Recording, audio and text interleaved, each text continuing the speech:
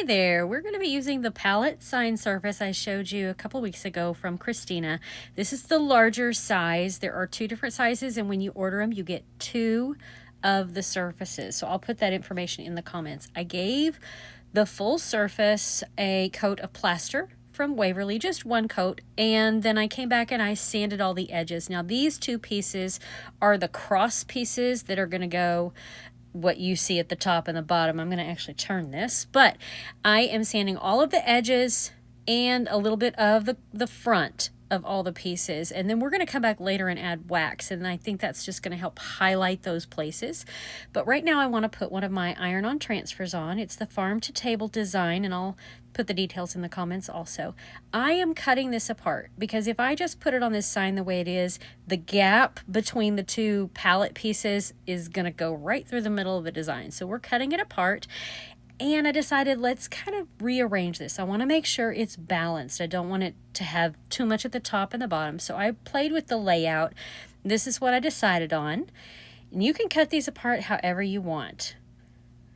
So just kind of adjusting. And since they're all in separate pieces, I am using some heat resistant tape. This I actually got is the Cricut brand. Got it from Amazon. You can also find the same one, I think, at Hobby Lobby.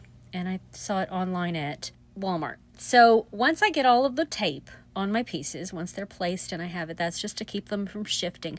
I want to note my iron is at a little bit lower setting. I didn't take the time to show it to you, but it is a few notches below high. And that was a test. I wanted to see if it would help keep the plastic cover sheet from becoming warped and misshapen, and it did. It worked much better, and everything stuck to the surface beautifully. I still did overlapping sections for 25 seconds each, but I'm going to show you right here. Do you see I kind of shift that to the left a little bit? Please be careful as you iron, because now as you press it, now my truck is crooked, and that was because I twisted my hand and the whole thing shifted. So please hold it still, be careful. And then I let everything cool, and I am peeling back slowly each of the cover sheets, checking to make sure all of the parts of the design pressed to the surface, and it came out beautiful. Even though my truck is crooked, I still love it. But we're going to give it a second press, same temperature, but only 12 seconds in each section, going across the design carefully. And that part is done, and I'm really happy with the layout. Now I'm going to glue those cross pieces on. You could do the waxing that I mentioned that I'm going to be doing here in a minute before gluing that on. Just try not to put wax where you're going to put the glue, because it just doesn't stick as well. But that is a permanent glue called glitter glue. I get it from Amazon, but you could use wood glue as well.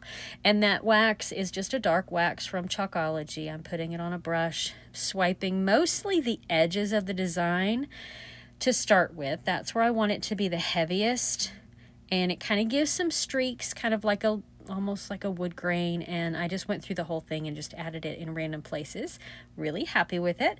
Jute string, tying a knot at the end, and then I'm going to use my staple gun to attach it. You could glue it on, use hot glue, wood glue, with probably like a piece popsicle stick to hold it in place, or even like just a piece of ribbon. But I'm just stapling it right where those cross pieces are, and here it is. Hope you enjoyed it, and I will put all the supplies in the comments. Thanks for watching. Let me know your thoughts. Have a great day.